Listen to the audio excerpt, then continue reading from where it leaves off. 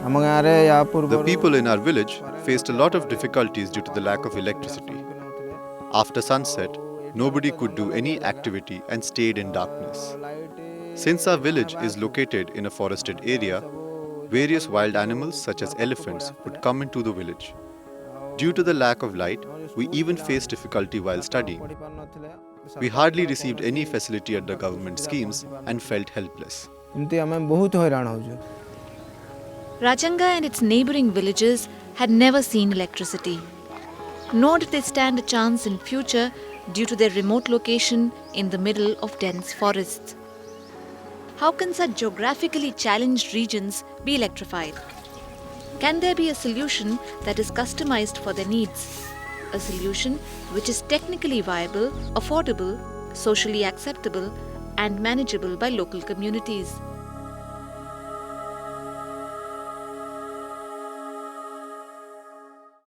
In this project, what we have... These questions brought together a group of researchers from India and the UK to Dhenkanal in the state of Odisha to demonstrate a reliable and local off-grid electricity supply solution.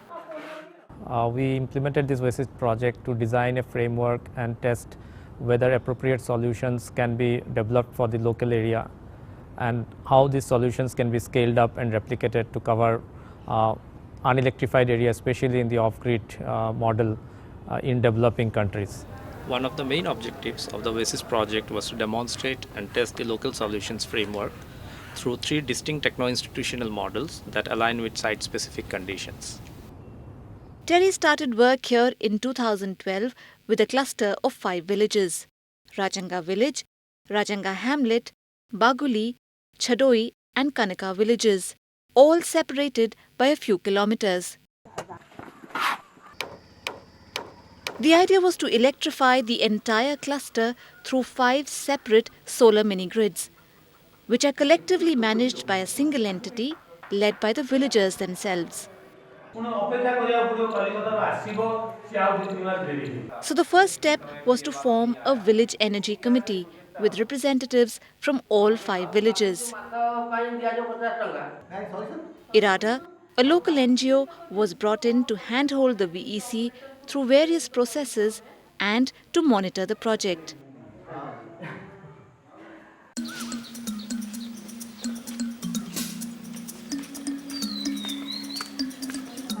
Suresh Pradhan, a local villager, was unanimously chosen by the villagers to lead the VEC. His grandfather Basudev donated land to build a community centre to house the mini-grid. Quite evidently, the villagers were excited. The government had agreed to electrify our village, but the project was stopped. Now we are receiving solar light and have become dependent on it. My family has been living here for generations. Those who migrated to this village had no place to stay and had asked me for land which I gave. So when the solar project started, a suitable land was required to build the community center, which again I happily donated.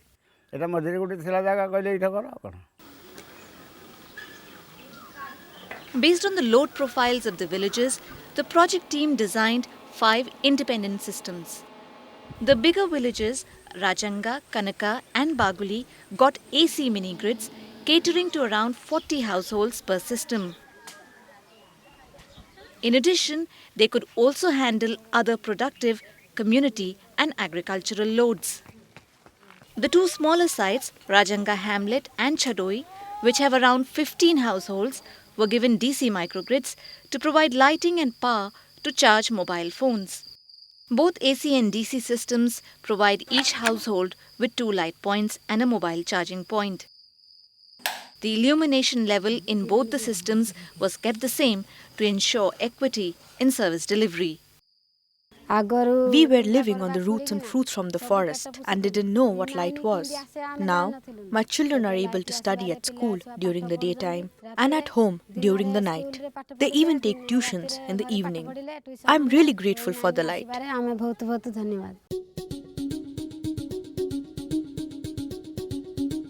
The grids have also lit up street lights, making it safer for women and children to move around after dark and also to keep the elephants away at night.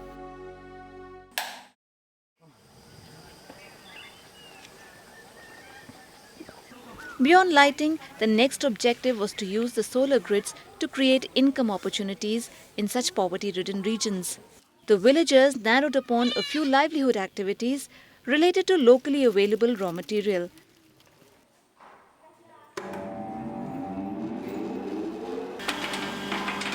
A turmeric grinder with an electronic weighing scale and a sealing machine were made available to all users at the community center.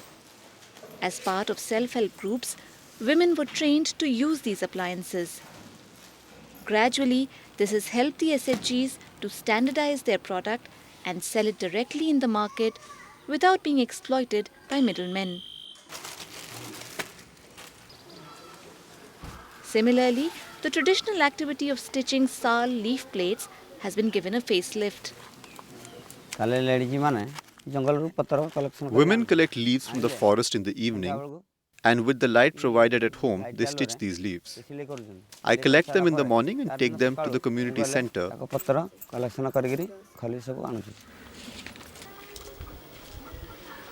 we press the leaves using a mechanical sal leaf plate maker. I return the leaf plates to the women in the evening. They then sell them to the market and earn from it.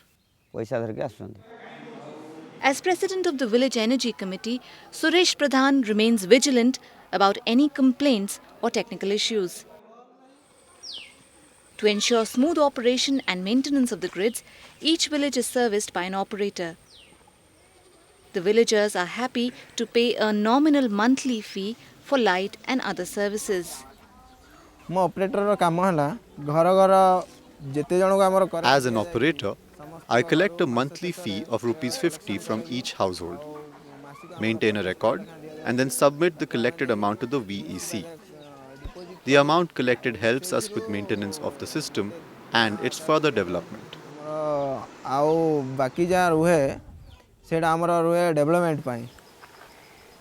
These are early days yet to evaluate the sustainability of this pilot. Electricity has come to these villages after a very long wait, and they are not willing to let go of it easily. We will be able to sustain the project only if everybody in the village works together towards its success. It is not possible for an individual to manage it alone. Everyone needs to sit and discuss it and then take decisions with mutual consensus. Only then can we make it happen. But yes, we can sustain it.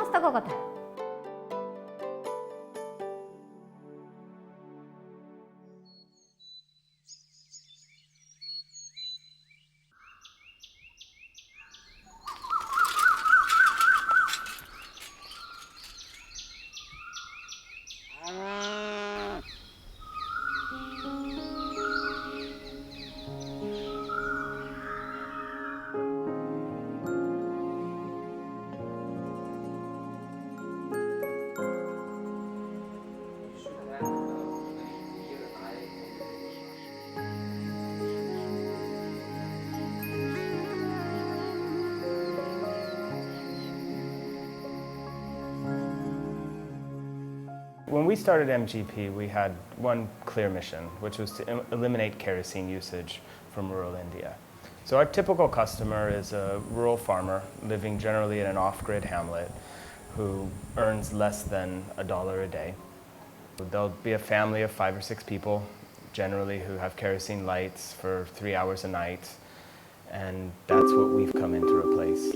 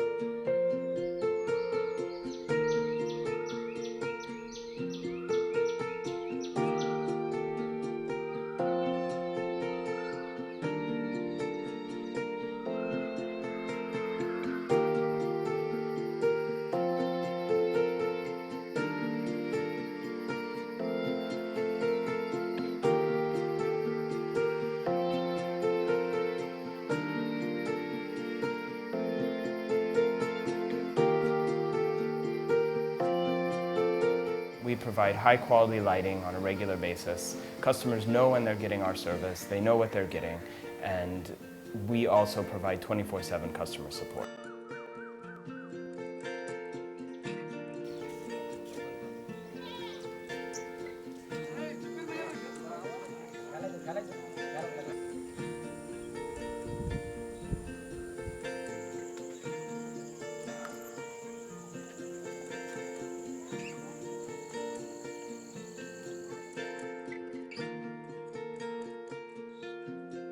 Oasis project के बारे में 2010 We were aware of the Oasis project since 2010, and in 2013 we got this funding through TERI. जिसको हम potentially देख रहे थे अपनी market में Miragaon Power was selected because of their unique techno-institutional model of maximizing coverage using affordable microgrids and most importantly with centralized operation and maintenance of all the systems. तो इस वजह से हम लोगों ने जो उनसे फंड्स लिए With this funding, we were able to open up the Laharpur branch.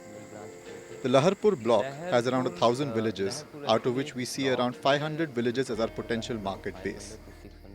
Presently, we have covered some 80 to 90 villages. Other than this, we were also able to purchase some new systems and carry out training and capacity building activities. और currently अभी around 80 to 90 villages हम कर चुके हैं वहाँ पे Sitapur and Barabanki districts, which are our core area of operations, there's significant demand. In 3 years, we've only managed to impact 1/3 of Sitapur district. We'll continue to grow in organic fashion. So as we fill up one administrative block with service, we'll move to the next block over. We don't import labor into Sitapur district. We don't bring people from outside UP. We don't bring them even from Lucknow.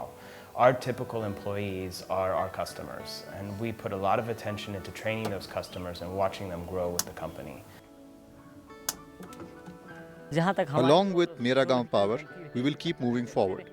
I may also start my own solar shop in the future. पहले लोग एक हफ्ते में minimum इनका खर्च था 60 to 70 rupees Earlier, they used to pay around 60 to 70 rupees a week for kerosene light. So we decided to keep our price less than half of this, and 100 rupees a month was decided.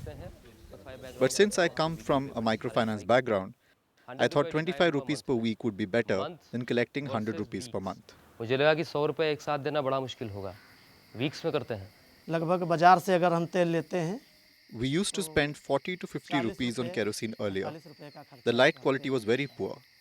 We couldn't sit together and have dinner under that light. But with this light, we have no worries. We can eat, children can study, and we also get an outdoor light. द्वारे भी वहाँ बाहर उजेला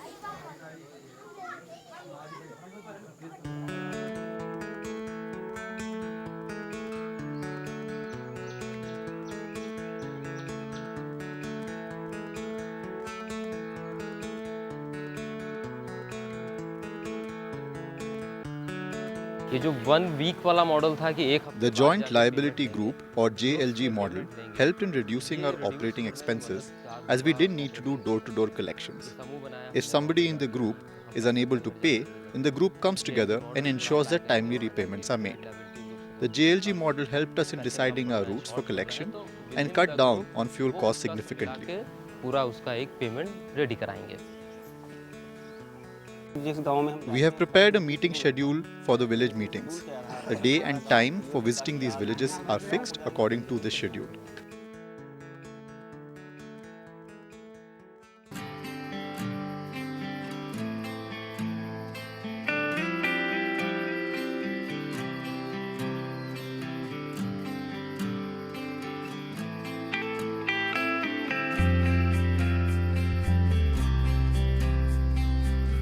यहाँ पर हमारे यहाँ लड़का पढ़ा है Children from the neighborhood come and study in my house. There is sufficient light for them to study. So this happiness of seeing them study, it's all because of this light, the Mera Gaon power light. मेरा गांव power से इनको हम solar Even if we were to uninstall these solar lights today, they would still strive to get one of their own. They are that addicted to solar power. पड़ेगा लाएंगे नहीं तो रह नहीं पाएंगे एक होप है कि light People today have become so used to our lights that they can't live without them even for a day. They have got habituated to clean light, and we are proud that they are doing this because of us. गई है आदत की दवा नहीं अमीने डाली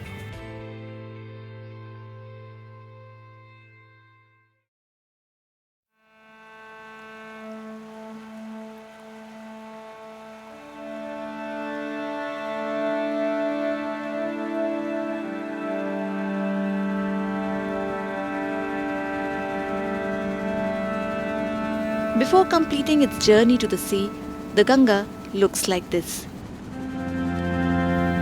Interweaving land with sea, these mighty estuaries form the world's biggest river delta called the Sundarbans.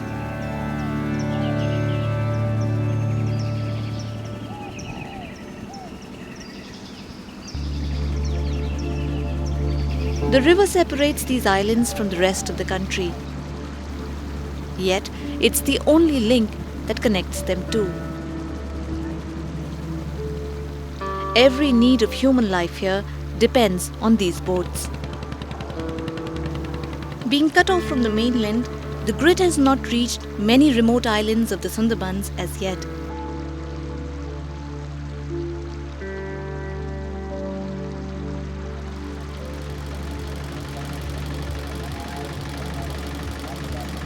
And so, diesel is an integral part of life in the Sundarbans.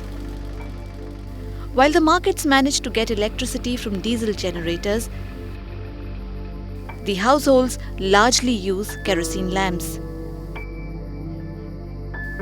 But things are beginning to change. These are absolutely off-grid islands with no access to the main grid.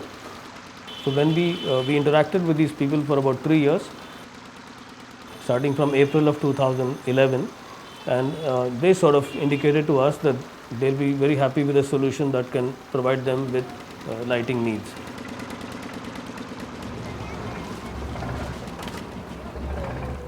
So they said, if you can give us 2 to 3 light points in our house and one mobile charging point, and you charge us less than 200 rupees a month, so it really doesn't matter to us how expensive the system is.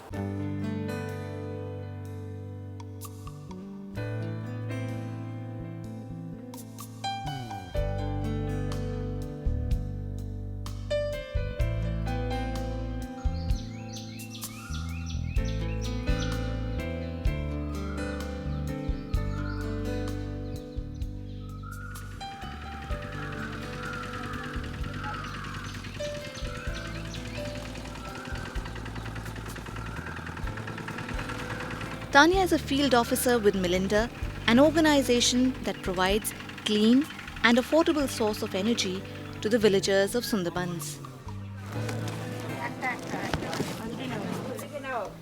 Today, she is busy supervising the installation of a solar pico-grid in one of the villages. It's a system which provides clean lighting to nearly 6 to 10 households or shops. The solar technology is not new to the Sundarbans. A large number of houses use solar home lighting systems, a standalone system that lights up an individual household. Apart from this, there are solar mini-grids installed by the state government, which supply electricity to markets and households in some of the bigger villages. But such is the demand for clean energy that even these shops and houses want to avail Melinda's pico-grid service. And for villages which are totally unelectrified, it is indeed a great respite. The light we get from home lighting system cannot be used for a very long time. During monsoon, it doesn't even get fully charged. I need more light as I have a big family. Now that we have the solar-powered battery system, why would we continue using a diesel generator? Diesel is expensive and has other problems associated with it. In 2013, Melinda found the opportunity to expand its initiative under a UK Research Council funded program called OASIS, implemented by TERI and a consortium of research institutions led by De Montfort University. This program was looking to support sustainable local solutions in unelectrified regions of South Asia.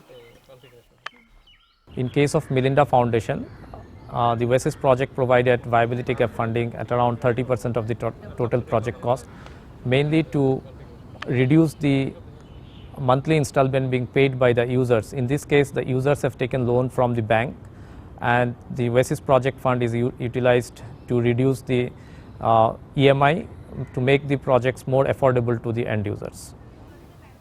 Melinda's business model works through joint liability groups, meaning an informal group of 6 to 10 members from the local community who come together for the purpose of availing a bank loan to buy a solar picogrid against mutual guarantee. A group which needs to give no collateral to the bank. Innovative thing in this entire project is the people are organized into the joint liability groups. Individually, the unit doesn't become viable, but as a joint liability group, the unit is viable. Seeing the potential of this, United Bank has already come forward and given it as a loan. See, again, this model is different in this aspect also. It's a loan-based model. It is not a grant-based model. Melinda set up around 100 picogrids under the Oasis project, the financing for which was provided by NABARD to meet the capital cost of the systems. The viability gap funding was provided by the Oasis project. The loan is being repaid by the community through small monthly installments. That's 180 rupees per month for a typical household that gets 3 LED bulbs, a mobile charging point and regular maintenance.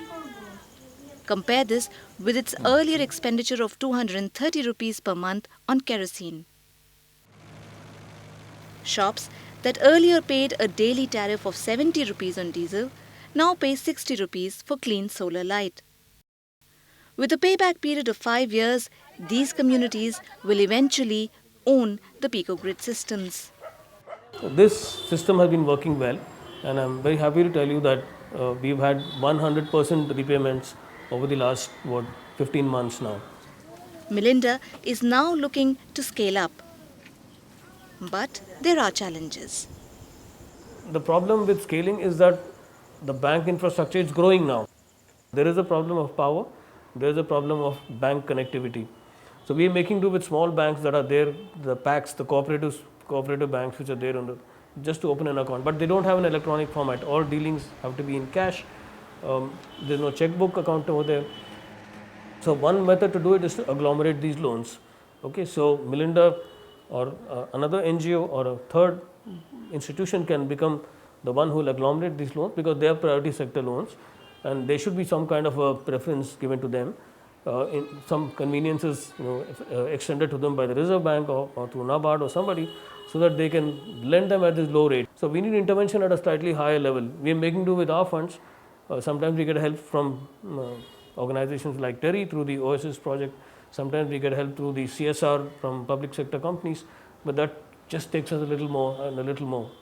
But if this thing was looked at in a totalitarian kind of approach, possibly we could scale it at a national level.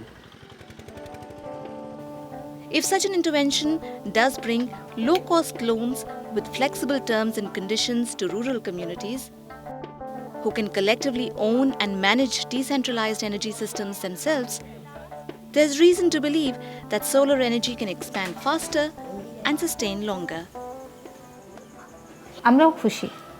We are very happy, as we never thought that kerosene could ever be replaced. And now we see solar light has lit up our lives so much. We are really proud of it.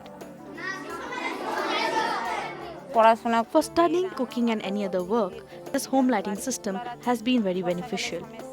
But during monsoon, it's difficult to charge the system. Seeing our needs, we opted for this. Yet, we are unable to use appliances such as fans. We hope to get more solar power in future.